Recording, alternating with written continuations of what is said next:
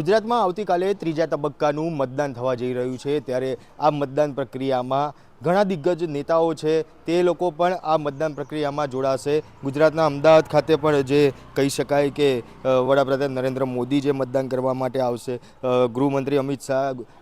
અમદાવાદ ખાતે મતદાન કરવાના છે। આવા અનેક દિગ્ગજો છે કે જે આવતીકાલે પોતાનો જે મતાધિકાર છે તે આપવાના છે અને તેની વચ્ચે જે એક કહી શકાય કે જે મેલ છે તે મેલ આવ્યો હતો અને તેની અંદર જે ધમકીઓ છે તે આપવામાં આવી હતી। અમદાવાદની કુલ 8 શાળાઓ છે કે જેને મેલ કરીને બોમ્બથી ઉડાડી દેવાની ધમકી છે જે આપવામાં આવી હતી અને આ મેલ આવતાની સાથે જ અમદાવાદનું પોલીસ વિભાગ છે કે જે હરકતમાં આવ્યું હતું। અમદાવાદ ક્રાઇમ બ્રાન્ચ સહિત સ્થાનિક પોલીસ સહિતના જે તમામ લોકો છે તે લોકો જે દોડતા થયા હતા, BDS જે સ્કોડ છે તે તમામ સ્કૂલો ઉપર દોડી પહોંચી હતી, સાથે સાથે જે બોમ્બ સ્કોડ છે તે પહોંચી હતી અને જે તમામ સ્કૂલો છે તે સ્કૂલોનું ચેકિંગ છે તે હાથ ધરવામાં આવ્યું હતું। અમદાવાદના ગાંઠલોડિયા ખાતે આવેલી જે આ અમૃત વિદ્યાલય છે ત્યાંના દ્રશ્યો છે જે અત્યારે હું તમને બતાવી રહ્યો છું। ખાસ કરીને કહી શકાય કે જ્યારે 8 સ્કૂલોને જે આ ધમકી આપવામાં આવી હતી તે ધમકીને લઈને જે એમાંની આ એક જે અમૃત સ્કૂલ છે જે ગાંઠલોડિયા ખાતે તેને પણ જે ધમકીભર્યો મેલ છે તે મેલ કરીને ધમકી આપવામાં આવી હતી। જ્યારે સ્કૂલ પ્રશાસનને ખબર પડી કે આવો કોઈ મેલ જે ધમકીભર્યો આવ્યો છે ત્યારે તરત જ તેની સાથે જ સ્કૂલ પ્રશાસન છે તે હરકતમાં આવ્યું હતું અને તેને તાત્કાલિક ધોરણે જે પોલીસ છે તેને જાણ કરી હતી। ખાસ કહી શકાય કે આવતીકાલે જે આ સ્કૂલની અંદર મતદાન પ્રક્રિયા છે તે હાથ ધરાવવાની છે અને તેની તૈયારીઓ છે તે ચાલી રહી હતી અને આ તૈયારીઓ વચ્ચે જે આ ધમકીભર્યો મેલ છે તે મળ્યો હતો। ખાસ કહી શકાય કે ગાંઠલોડિયાની આનંદ નિકેતન સ્કૂલ છે, ચાંદખેડાની કેન્દ્રીય વિદ્યાલય સ્કૂલ છે,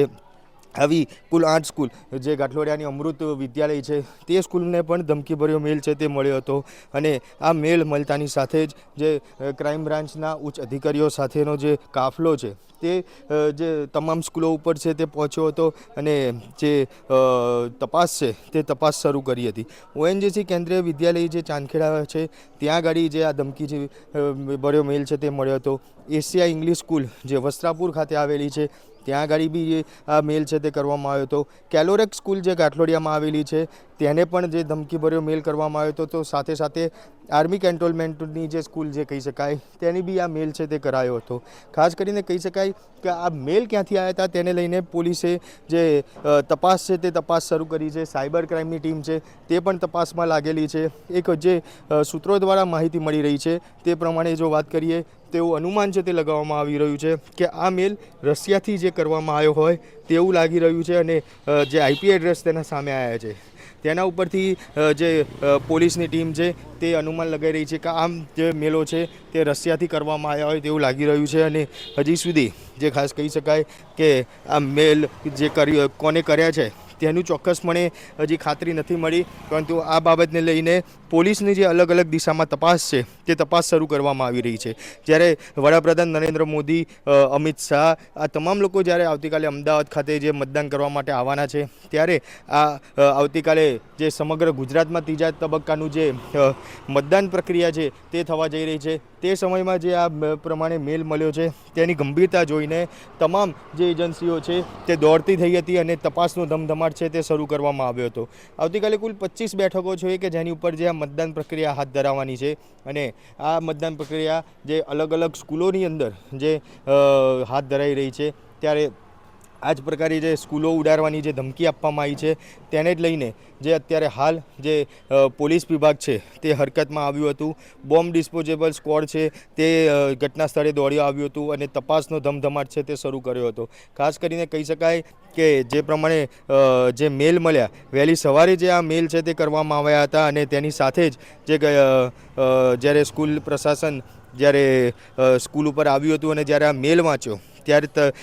એની સાથે તે લોકો જે હરકતમાં છે તે આવી ગયા હતા। એક સમય કહી શકાય કે જે સ્કૂલના જે ટ્રસ્ટી જે છે તે ગણો કે પછી તેના જે પ્રિન્સિપાલ છે તે તમામ લોકો જે ક્યાંક જે આ મેલ છે તે મેલ મળતાની સાથે જ જે પોતાના એક ચિંતા છે તે ચિંતા જોવા મળી હતી અને તે તરત જ જે કહી શકાય કે પોલીસનો જે અધિકારીઓ છે, પોલીસને આ બાબતે જાણ છે તે કરવામાં આવી હતી કે એક ધમકીભર્યા મેલ છે કે જે કરવામાં આવ્યા છે, અને તે મેલ અત્યારે હાલ જે અલગ અલગ સ્કૂલોને જે મળ્યા છે, અને આ એક બે સ્કૂલ નહીં, આવી કુલ 8 સ્કૂલ છે અમદાવાદની કે જેને આ પ્રકારે મેલ છે તે કરીને ધમકીથી ઉડાડી દેવાની ધમકી છે તે આપવામાં આવી હતી, અને તે જોતાની સાથે જ જે પોલીસ વિભાગ છે તે હરકતમાં આવ્યું છે અને જે તપાસનો ધમધમાટ છે તે શરૂ કરી દેવામાં આવેલો છે. આ તપાસમાં જે અમદાવાદ ક્રાઇમ બ્રાન્ચની વાત કરીએ, સાયબર ક્રાઇમની વાત કરીએ, આ તમામ એજન્સીઓ છે જે અત્યારે તપાસના ધમધમાટમાં લાગેલી છે. એજન્સીઓ દ્વારા જે અલગ અલગ દિશામાં તપાસ છે તે કરવામાં આવી રહી છે કે આ જે ધમકીભર્યા મેલ છે તે ક્યાંથી કરવામાં આવ્યા, મૂળ આ મેલ કરવા પાછળનો મૂળ ઉદ્દેશ શું છે, અને ખાલી એક કહેવાય કે ડર ફેલાવવા માટેનો જ આ મેલ હતો કે શું, તે તમામ બાબતોને લઈને જે અત્યારે હાલ જે પોલીસની જે તપાસ ટીમ છે તે અત્યારે હાલ જે તપાસ છે તે કરવામાં આવી રહી છે. અમદાવાદમાં નહીં પણ દિલ્હી જેવી ઘટનાનું જે પુનરાવર્તન અમદાવાદમાં ના થાય તેને ધ્યાનમાં રાખીને જે આ તમામ એજન્સીઓ છે તે અત્યારે હાલ જે ધમધોકાર તપાસ કરવા છે તે લાગી ગઈ હતી. થલતેજની ઉદ્ગમ સ્કૂલ છે તેને પણ આ રીતનો મેલ છે તે મળ્યો હતો અને તેને બી ઉડાડી દેવાની ધમકી છે તે આપવામાં આવી હતી. ત્યારે અગાઉ જે એક અઠવાડિયા પહેલાંની જો વાત કરીએ તો દિલ્હીની અનેક સ્કૂલોમાં પણ આવો ધમકીભર્યા મેલ છે તે કરવામાં આવ્યા હતા, અને દિલ્હી પોલીસે પણ તેને તપાસ કરતાં આ ધમકી જે ખોટી સાબિત થઈ હોય તેવું જે અત્યારે તે વખતે તપાસમાં સામે આવ્યું હતું. ત્યારે દિલ્હી અને નોઈડા છે તેની અનેક આ શાળાઓ છે જેમાં ધમકીભર્યા ઈમેલ મળ્યા હતા, અને ધમકી આપવામાં આવેલી જે શાળાઓમાં દ્વારકાની જે ડીપીએસ સ્કૂલ છે, મયુર વિહારની મધમેરી અને નવી દિલ્હીની સાંસ્કૃતિક સ્કૂલ જેવી જે હાઈ પ્રોફાઇલ શાળાઓ છે તેને જે આ રીતે જે ધમકીભર્યો મેલ છે તે કર્યો હતો. અને ત્યારબાદ દિલ્હી પોલીસની અલગ અલગ એજન્સીઓ એટલે કે દિલ્હી ક્રાઇમ બ્રાન્ચ છે, દિલ્હી સાયબર ક્રાઇમ છે, આ અલગ અલગ એજન્સીઓ છે કે જે આ મેલની તપાસ છે તે કરી રહી હતી, અને આખરે તપાસના અંતે ખ્યાલ આવ્યો કે આ એક માત્ર જે ડર ફેલાવવા માટે આ મેલ છે તે કરવામાં આવ્યો હતો. અને ત્યારબાદ એક અઠવાડિયા બાદ આ જ રીતે મેલ છે જે અમદાવાદમાં કરવામાં આવ્યો, અલગ અલગ 8 શાળાઓની અંદર જે આ મેલ છે તે કરવામાં આવ્યા હતા. ત્યારે અત્યારે જે પોલીસના જે ઉચ્ચ અધિકારીઓ સહિતની જે ટીમો છે તે તપાસમાં લાગી છે અને જે તપાસ કરી રહી છે કે આ મેલ જે ખરેખર ક્યાંથી આવ્યો છે, મેલ કરવા પાછળ